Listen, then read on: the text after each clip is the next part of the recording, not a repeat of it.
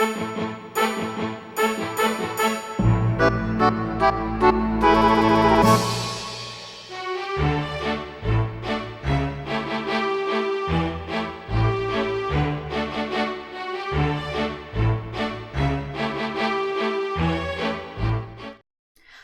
guys, and welcome to the Gamers Library for our November podcast. We have a guest tonight of DJanime, and here's Ransic and myself doing this podcast. Say hi, Ransic. Say hi, DJ.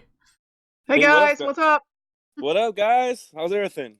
So we finally get to see what Ransic looks like. So yay, Ransic got a webcam, or at least using his phone.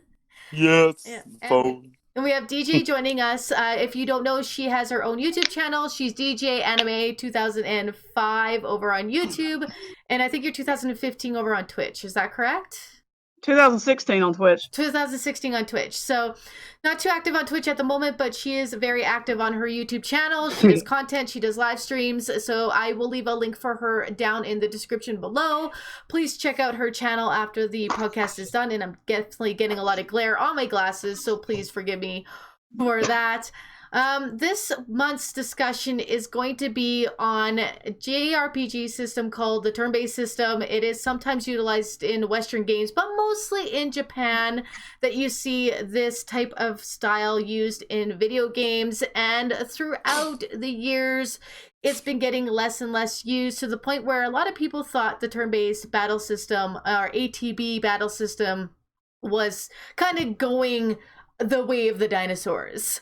But with modern games coming out, actually utilizing this old system, but putting their own spin, their own taste to it, it's definitely proving that a lot of this isn't dying, that it's breathing new light. And what we would like to discuss is the games we've seen in the past 2 to 3 years or sooner that really utilize and show a beautiful way of doing the turn-based ATB wait time systems. So I'm going to have DJanime go first with a game that she is more than expert in, and that proves that it is one of the funnest things to do.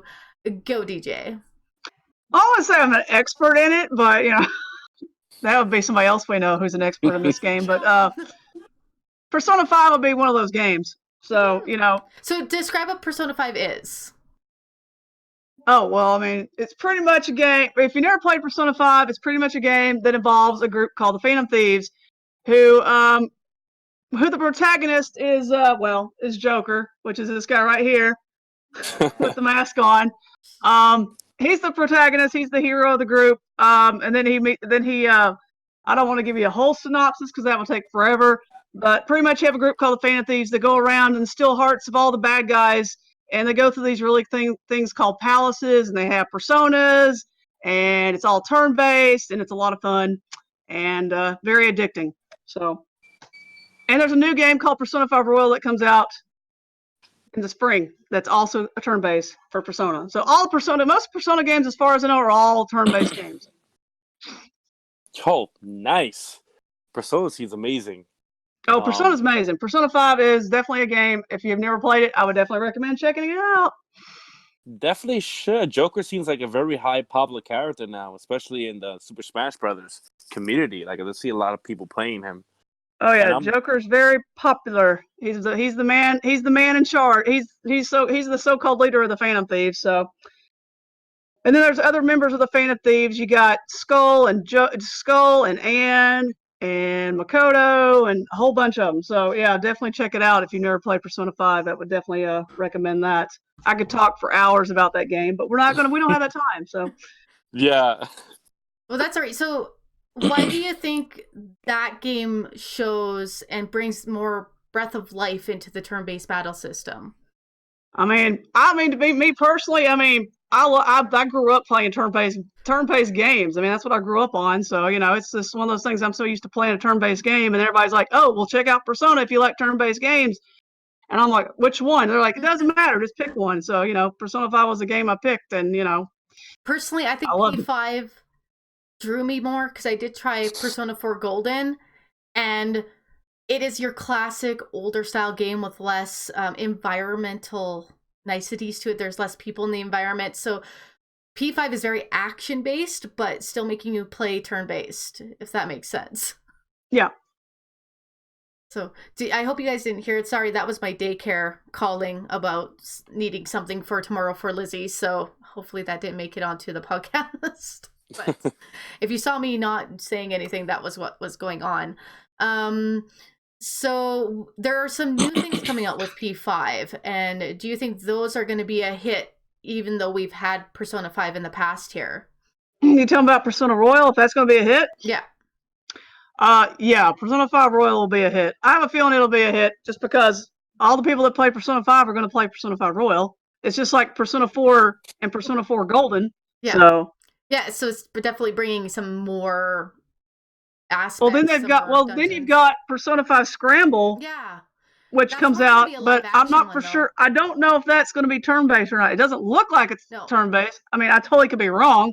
No, I agree with you. It doesn't look turn-based. It looks more like you encounter a whole bunch of enemies and the Joker runs around and like does moves and you have to. Well, there's a story with it as well. From what I was reading earlier, there's a story with Persona 5 Scramble. It takes place 6 months after Persona 5 finished, so it's like a sequel to Persona 5. So it's like there's a story with it as well. So it's just not an all go out fighting Dynasty Warriors type of game. So, which a lot of people thought it was. Mm-hmm.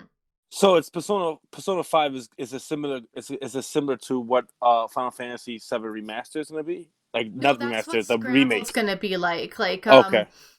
Persona 5 and Persona 5R are basically like your classic Final Fantasy turn-based JRPGs. The only thing is they kind of put a spin on what the menu system looked like. Your character was kind of surrounded by action commands. And instead of summons, you had your personas that you could call out that would give you special magic boosts or a finishing move if you were. Or there was what was it when you tapped another baton pass? When you switched to another character that would have... Yeah, it's like a baton pass, yeah. Mm-hmm. And you would want to know the weakness of the character, the enemy you're fighting, because if you utilize the weakness system in it, you were just breezing through battles, because you would kind of stun them for a turn, and if you could do that, you basically can annihilate them if you knew their weakness. Oh, interesting. It's very tactical. Very interesting. But it takes a while to get used to it. I mean, how to do everything, because there's more to the game than just going and fight. You got to do confidants and all this stuff. So it takes a while to get used to it at first, but once you get the hang of it, it's pretty easy to figure out. So. But it was kind of that first modern JRPG with the turn-based system that came out that got high credit scores, it got high ratings from the critics, and it got utilized for taking a new spin on the active turn-based systems. So I kind of that helped pave the way for the Dragon Quest and the Octopath Travelers and all of them to come here and actually get looked at by non-turn-based interested people, in my opinion. Like, it kind of opened a path. Right. Okay, so thank you for that, DJ. P5 is kind of like her staple. It's her persona, if you like to. That is my persona. Well, I mean, I do cosplay Joker after all, so you know. So that's an excellent start game for showing how the system can just be a breath of new life to it. It's just a way that developers can spin it to get the attention from gamers. Now, Ransic, what's your game that you see as one of those turn-based action systems that's like, wow, this is really something new and exciting? Mine's will be Octopath Traveler, because Octopath Traveler, when I picked up the game, I was like, whoa, this is awesome. This is like so reminiscent of the past, of like on Final Fantasy 2 and Final Fantasy 3 type level. And I was like, yeah, this game is really awesome. The way that they transform, because it's supposed to be an HD 2D style. That's like what they labeled it. And, you know, the way the turn base is that I believe it's similar to Bravely Default, where basically you get boosts. Basically, every time you save your attack, you get a boost, and then you use that boost to do more damage or do more spell casting, depending on the character. And then sometimes when you save all 4 boosts, you automatically get this when you have your skill tree a little bit more capped out, you get this ultimate ability and stuff like that, and you use it, and then pretty much it goes back down to 0, your boost. And you also want to utilize the weakness of the enemy to break their shield, correct? Yes, you have to break their shield to make them more like to stun them, so they won't have any time to attack, or they need to wait until their stun is gone so they can continue attacking themselves, which was pretty cool. And there's a lot of different, in both games that you guys mentioned, there's a lot of different party members with certain skill sets that only they possess. Like in Octopath Traveler, you can have the job class system that we discussed last month even makes its way back into Octopath Traveler. But you're kind of utilizing, you want to pick 2 jobs that work in synergy with each other, so that when you use your turn-based system, it works to your benefit for finding that weakness with the enemy, because it's not only magical weakness, it's physical damage weakness, such as against swords or axes or bows and arrows, or there's a monster capture type person in Octopath Traveler that does certain kind of, you could capture another monster that you're fighting and use its skills for a certain period of time. So there's a lot of play of several different systems in that game. Definitely, and it's like my favorite character, Alphen. Alphen's a apothecary who uses like medicine. It's like basically the male version of Riku, who mixes things up, makes potions, makes devastating effects to the enemy as well. And you combine him as a merchant using some of Tressa's abilities. Well, that's a good idea. And he becomes like the ultimate support. However, I'm more of a DD base, so I try to mix Alphen with Ulbrich's warrior class, so he can do more damage with his axe and have more access to more of his other weapons. So Alphen's pretty OP. Alphen's pretty up there in damage, but yeah, the game is amazing. You know, you start with these 8 characters who don't know anything about each other. They go all the way around, and you interact with each city to unlock these characters, and then they meet up with each other, and then their story connects with each other because all these set of events have been kind of like accumulated to put together. And it's just fantastic. It's an amazing game. I fell in love with it. It gave me that Final Fantasy II vibe. Yes, that's a great way to compare it. Yeah, and I was like, I can't wait for the sequel because there's rumors that sequel's coming soon. I was wondering, and do you think they'll still keep in the, like, because they were going for the classic style there, the turn-based system worked very well with it. Like, right. I don't think that 2D system could have worked as a kind of a Zelda-esque live battles, but the epicness of those boss fights, you want to think through your moves before you go on to the next character. So do you feel that benefited the game by having the turn-based in there? I 100% believe so, yes. I think it benefited because if it wasn't turn-based, I don't think it would have done so well, because if it was just because you have to make it like, their whole goal was to make it like 2D. So I cannot see a 2D game doing what stuff that the newer stuff, the newer RPGs do these days. Yeah. So they were thinking, you know what, we want to appease, the old school fans who were diehard Final Fantasy 2 fans, Final Fantasy 3. And they were like, you know what, we're going to go back to our roots.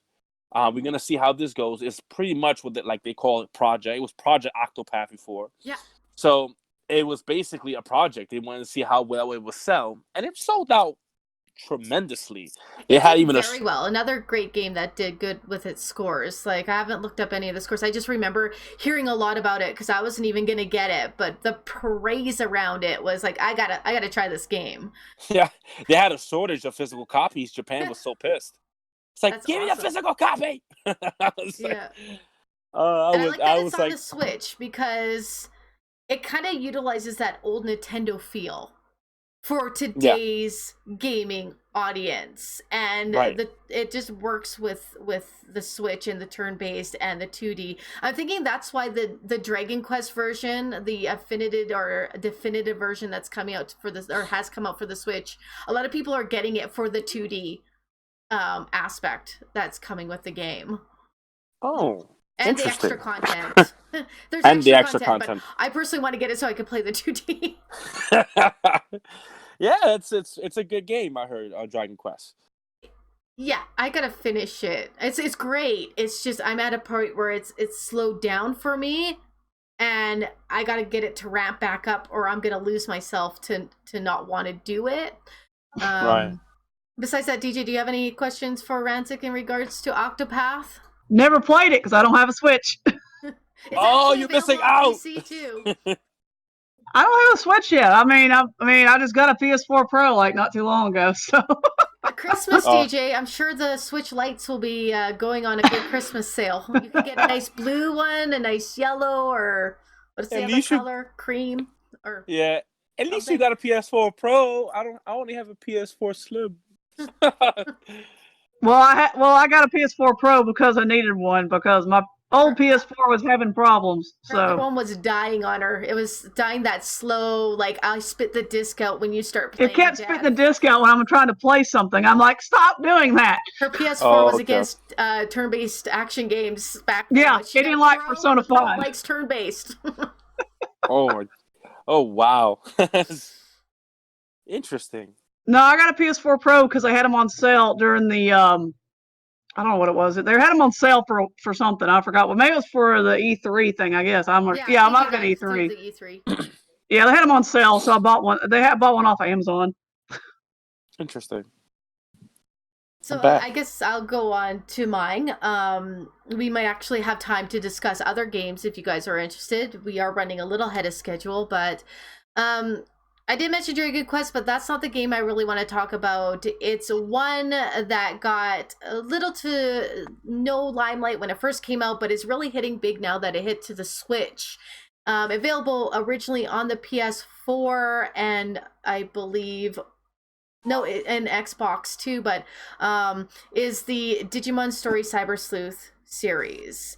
It kind of takes all the great things from the past Digimon games, and you got to understand the Cyber Sleuth, the Digimon Story games are not the same genre as the Digimon World games.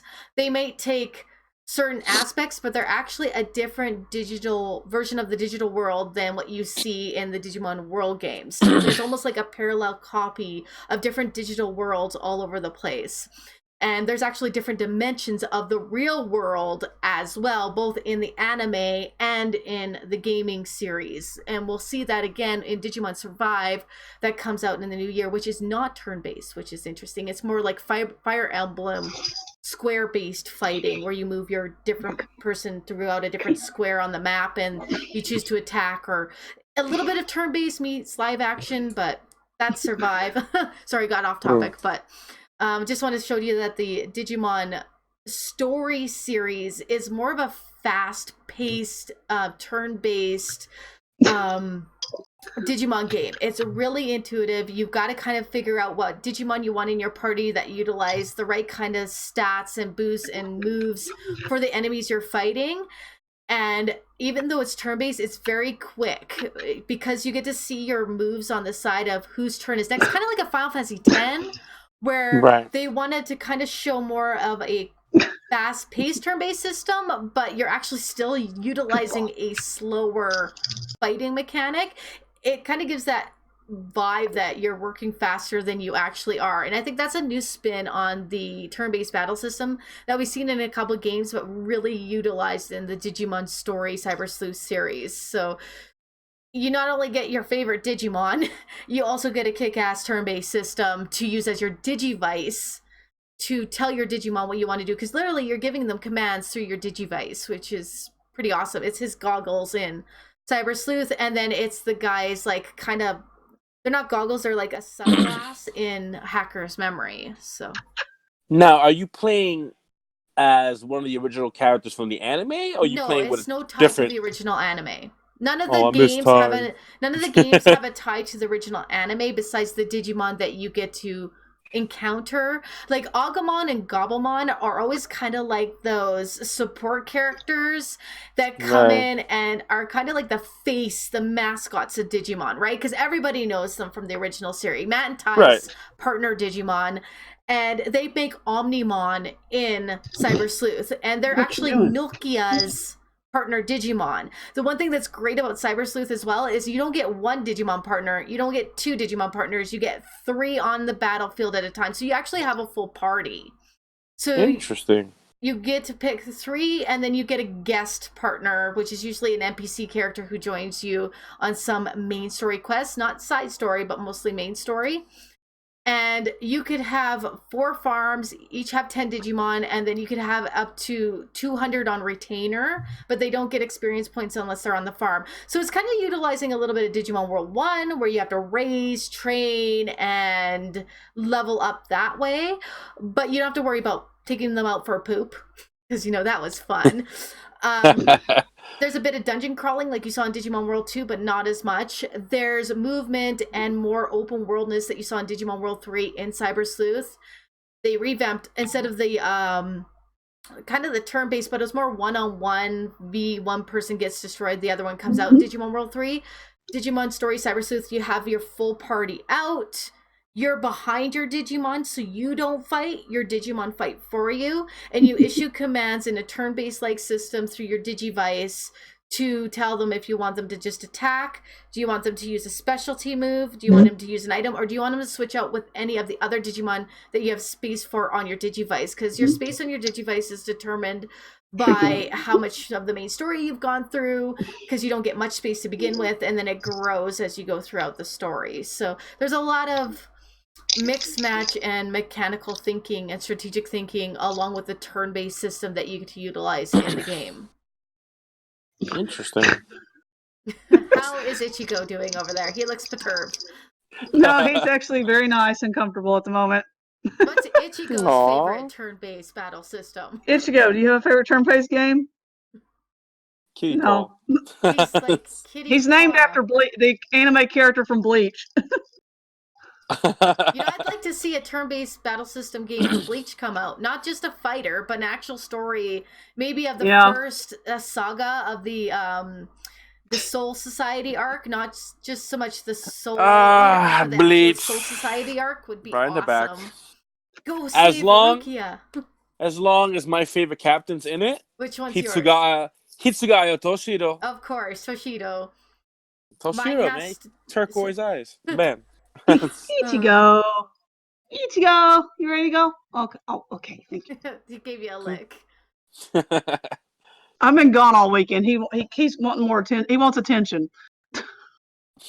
So, what's your guys' feel on this? Will just because we are only half an hour in, and we've kind of did most of our topics for individual thoughts on turn-based system. Would you like to see a mainline Final Fantasy utilize some of what we said has worked in these modern games that are using turn-based? Can you see them utilize that in a future mainline Final Fantasy and make it work? They got to bring new life in it, is my opinion, but I would say yes, because I feel like that's kind of what they're doing with the 7 reboot. Is like they kind of trying to bring back that kind of turn-based style where it's like a wait command, then you do something when you have a material equipped, then you can initiate that command. And like I said, turn-based to me, if they put it in the modern world, it would work to a certain degree. I feel like after a while, a lot of fans might be like, "Oh, this is too slow for me," because they're so used to high-paced fighting games, high-paced RPGs, like where the story moves so fast. So I guess it all depends on the person. Like if the person's into those type of things, those old school mechanics, then I 100% believe it will work. And as old fans like us, like we love turn-based. Like, oh my god, like Final Fantasy IX, still the best Final Fantasy ever. That's just my opinion. I would, I love turn-based. So yes, I would say it could work, but it all depends on the player. Yeah. How about you, DJ? Yeah, it would. I kind of agree with him. I mean, it'll work, but it's like when 15 came out. I mean, a lot of people didn't like it because it wasn't turn-based. But a lot of new players did get into it because it was live action, like Kingdom Hearts. Yeah. was the first iteration in Final Fantasy to be live action.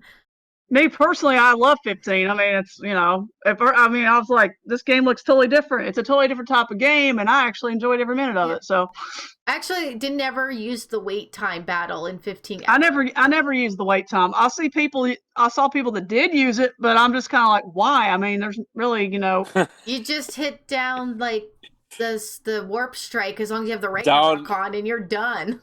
Yeah, pretty much. I mean, I spent over, let's see, I spent probably I've played over 300 hours of 15. So yeah, I mean, Mm-hmm. Man, I played 15. Played the heck out of that game. It is they got to change it up. The thing is, Kingdom Hearts does live action really great. Like, keep that in the Kingdom Hearts series. Well, there's another game that's there's another game out there that a lot of people are playing right now that that's turn-based. I mean, it's Trails of Cold Steel. Mm-hmm.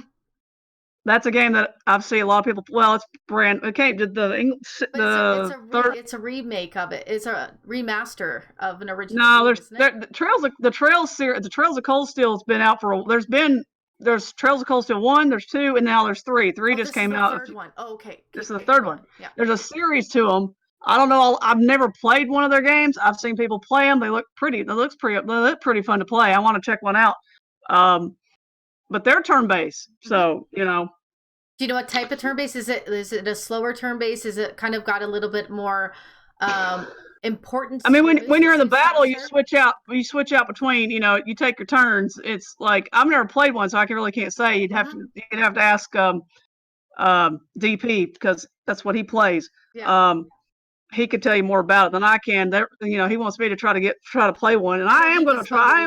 I am going to check one out and play one. So What about the Tales series, like Tales of Symphonia and Tales? DJ's good with the Tales. The only Tales ones I've played are like I just finished Vesperia. That's not really turn-based. It's more like action RPG. Right. You don't take turns. You pretty much they do what the heck they want to do. You control only the main character. So, but that's the same thing with Berseria. I played Berseria and Zestiria, and kind of like the Star Ocean games have gotten to, right? Because I haven't really played many of the Star Ocean games either. So it's like, I mean, I grew up playing. I played enough Final Fantasy games, but Star Ocean is got a really old school turn-based system if you wanted to, but then you could actually set some of your characters to do automatic moves. So they move around the map. They're not situated in a line where they'll move with the enemy, but they have long attacks and short attacks. And depending on which button combinations you put, they'll go, if you're close, you want to do your short attacks. If you're far away, you want to use your long attacks. So it's kind of a mix between what used to be a turn-based system, because you still have to input something, but it's more live action because you've only got a couple commands, and then you have to bring up a menu system to heal, but that's about it. So it was the transition from the one to the other. So it's somewhere in between, kind of like where you would put Kingdom Hearts, because you're still got a menu, but you're still running around doing live commands versus waiting on a turn. You can switch turn partners in some of the Star Oceans. So say if I'm playing Star Oceans 2 and I'm playing as Claude, I would give Claude a command, and then I can then choose to give Arena or Ashton a command, but I don't have to because they've got auto commands that they already know what to do. And as long as I set what their priority is, like Reina should heal me whenever I'm weak, so she'll go and heal me if I get too low, or if I'm not getting healed soon enough, I can switch over to Reina and tell her what to do. So that's not really turn-based anymore, but it's still utilizing a menu system, which I don't know what else, besides making a button attack and a button jump. It's a middle ground, right? Where 15 was a true live action, where circle only did attack. Like, you couldn't recode the button to do, like, bring up menu, where you had to use another button. So what I would like to see the next Final Fantasy do is not put us back in a line again, kind of let us move freely with the enemy, let the transition of the battle kind of happen, like what they're doing in Dragon Quest now. They're letting you see the enemy on the map, and you could choose to engage it or not. The random battle of not knowing is gone. People don't want to walk around the map and be like scared they're gonna activate a battle. They But isn't that anymore? But I feel like that's like the core It of is Final for Fantasy. us. It is for us old school gamers. It is, but that's why people are utilizing the new Dragon Quest too. Like they even changed Dragon Quest 8. Dragon Quest 8, you never saw the enemies on the field. As soon as they released Dragon Quest 8 on the iOS and Android, they put the enemies on the field because they knew today's gamer wants to be able to choose to engage the enemy or not to engage the enemy. Right. It's kind of similar to Pokemon now. Now they have all the Pokemon live like a Safari, where you have all the Pokemon. What they did with Let's Go Pikachu and Let's Go Eevee, they have all the Pokemon everywhere. You get to choose if you want to capture it and battle it and train it and stuff like that. And now they're doing that with Sword and Shield. So I can see that in a Pokemon game though, because if you're hunting a certain Pokemon and you don't want to waste your time and your balls if you have a limited supply of items on random battles of Pokemon that you don't want to capture. This could at least focus and not waste your time. It's all about time management, right? Right. Definitely. Digimon Story Cyber Sleuth, it was still at the time before they really brought in the monster being appeared on the field. It is pure random battles, and the only thing that's great is you could bring up your hacking mechanics and choose to have no encounters, more encounters, less encounters, so you could choose how often you get hit with random battles. And that's a cool mechanic as well, as I can tell you if I want to attack, I want to fight right now and level on the spot, as long as I have the right Digimon in my Digivice to utilize the hacking ability. There's a mechanic there as well. Or I could say no encounters and just run the whole area and not worry about, and get all the boxes if I want, and not worry about getting hit by an encounter. So having that power without actually equipping an item is something that's nice that I find in Digimon Story. Interesting. Digimon. I gotta play it. I gotta really play that game. It's great. Like if you like, but most of us Digimon people like a bit of Pokemon, and Pokemon people like a little bit of Digimon, or you're right in the middle where you like both. I'm more of a Digimon person, and I respect Pokemon, but I get bored with it. Sorry, I get bored with it. It's okay. I have Eevee Go. I got Pokemon Go on my phone. Just don't hate me. I just get bored. I respect you, FFAN. So for the future, I don't see turn-based going away. I see it evolving with the gaming audience. A bit of nostalgia there for us old school gamers. They got to give us something, but they're going to find a way to make turn-based a little bit more interactive and quicker. Because the old days of input attack. Do you want to use magic?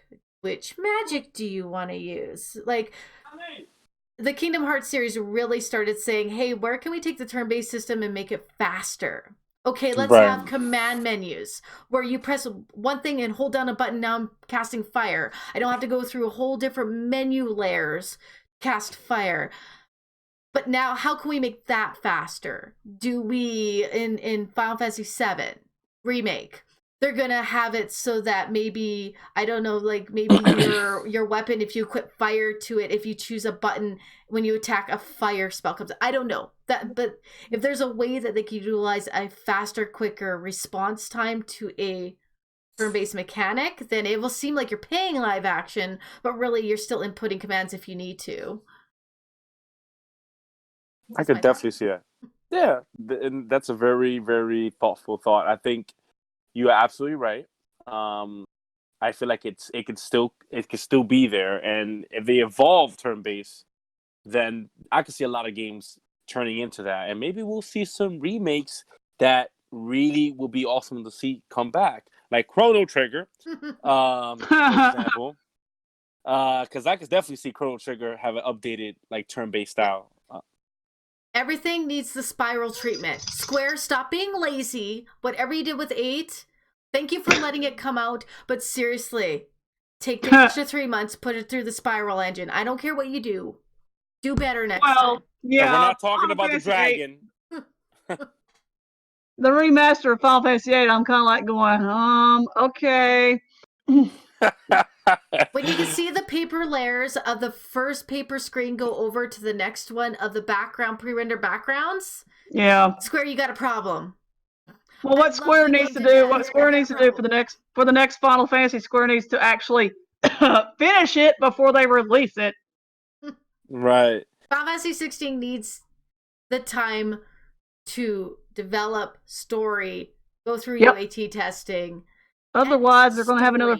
Otherwise, it's going to be like 15, where they've like, oh, we're going to come out with all these extra DLCs, and then we're going to cancel them all at the last minute. No, we're going to cancel them. Yeah. Oh no. Anyway, so that's going a little off topic. Yeah. Which, as long as they could utilize a system, I don't see turn-based making its way truly back to Final Fantasy. Not for a mainline story anymore. 15 and 7 are definitely pushing more towards a live action, a battle system, but not to say they can't utilize some turn-based mechanics like freezing the screen, choosing to maybe switch out your character's dress. Maybe Dress of Fierce will come back. Maybe, depending on what you're wearing, will be the attributes. Instead of your weapon, it's actually your dress. You put on this gown, now you've got a songstress. You put on pants, maybe you got it like a paladin. Like, X3, baby, X3. They got so many different systems they have throughout the years here that they can utilize, but I don't see turn-based making its way back into a main Final Fantasy. They could play the heck out of it on like a spin-off or some of their legacy games that are coming out of the, what is that new studio that did Octopath Traveler? The side studio, no, it's not Altulius. I was gonna say it's Atlius. No, I don't think it is. Someone in the comments has already mentioned what it is because we forgot. Yes. Anyways, their side studio that's doing all these like I Am Setsuna, Octopath Traveler, and the new one that's coming out that you're a Grim Reaper or something, and you're collecting souls, and you can choose to help the soul or not. And if you do, you could actually help parents commit. You know what? If their kid is gone and they're with remorse, you could choose to help them either die or help them grieve through it. So it's a really weird game coming out, but it's by the same studio, and Bravely Default, probably a new one. Yeah, I can see a lot of those ones still utilizing a lot of the turn-based because it kind of fits the genre that they're going with. It's really a genre thing more than anything now. I could definitely see that. I think that those type of games for that specific company will keep that style. While the mainline like Final Fantasies, like you said, they're probably gonna just develop like some type of like an action style, but have a little bit of element of a turn-based style, and just make it quicker, make it faster, make it more precise. They're trying to do new things. They're trying to utilize new ways of pushing the envelope. Dragon Quest not. Dragon Quest stay old school. It likes itself. It's just like, here's a new thing. Here's the same music. Nostalgia. Mm-hmm. It's like Castlevania. It's pretty kind of similar. Yeah. Right, guys, so any thoughts on what turn-based means to you, I guess? Like, if it could continue, is that what you would like? Is it something that no matter what, you'll play the game depending on how the story goes? What's your thoughts on it? I'll play turn-based. I'll play whatever. I mean, I've gotten into the action JRPG games now, so, it's like, I'll play whatever as long as I mean, if it has a good story, sure, I'll play it and check it out. I will agree with DJ. It's as long as the story is fantastic, and give me some characters that really make me want to like cry for them because they're like so like Freya in 9. Yeah. Oh my god! Let's don't talk about crying in video games. I had a feels trip on a video game not too long ago. The Freya. feels are real. Yes, the feels are definitely real, and yeah, I agree. I think it will definitely be like that. It'd be awesome.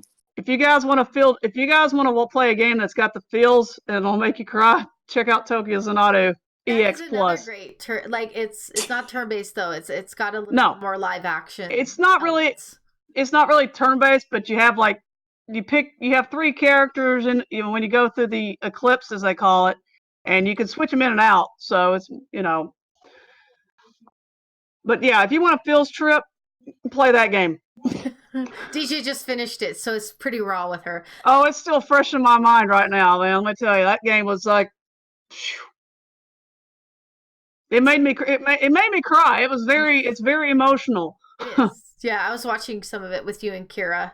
It Oh gets God, up there. it gets emotional at the end. So, but I just gotta say that I'm happy that turn-based hasn't gone the way the dinosaurs. I don't think it ever will. It just won't be the popular medium of choice when it comes to action systems within a video game.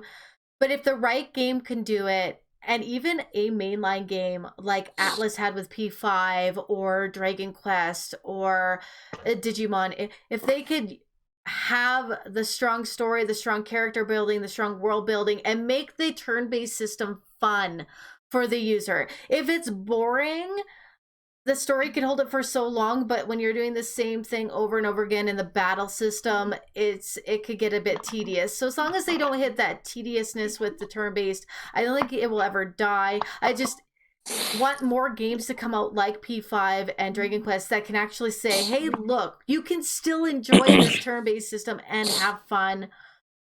And you know what? Go and enjoy live action too. It's about the gamer. It's about you having fun. And if you don't like turn-based, that's cool. You don't have to play these games, but watch somebody play them. Watch them for the story then, because if you can't play the battle system, don't miss out on the story. That's my final thoughts on that. Awesome final thoughts. sounds good to me. All right, guys. Yeah, so it's 40 minutes, which is fine. Like a lot of people tend to hit around that 40 to 30 hour term, but this is great. This one was a little bit of a smaller topic, so come December maybe we'll think of a Christmas themed one, and me and Ransic will talk it over. So is there any final thoughts for the podcast in regards to turn-based systems in RPGs not being dead? Not much. Just Not that I can think of. not I can think of either. Just please bring me a Parasite Eve already. Yes. Reboot, please. For the love of God. Okay, that's my ending right there. We want a lot of remasters of a lot of old games, basically. I just want a Tokyo Zanata sequel. So you know, which wouldn't be too much of a surprise if they didn't do it. That was a remake of a PlayStation Vita game. Yeah. Zanati was actually out for Vita first. I didn't really heard of it until someone recommended me play it, and yeah, glad I did. Right, I want to thank so much you guys for coming in and doing this podcast for me. Thank you so much, DJ, for being our guest tonight. Again, her details will be in the details section below. She's a YouTuber and she does live stream and content videos, so please go check her out. This is me and Ransic again for our Gamers Library podcast. Thanks so much, Ransic. You're awesome for hosting this with me. And thank you. Yeah, you're welcome. You're awesome too. All right, guys, this is where we're going to edit. Thanks so much. Like, sub, leave a comment. And as always, guys, happy gaming. Happy gaming, guys. Bye, guys. Take care.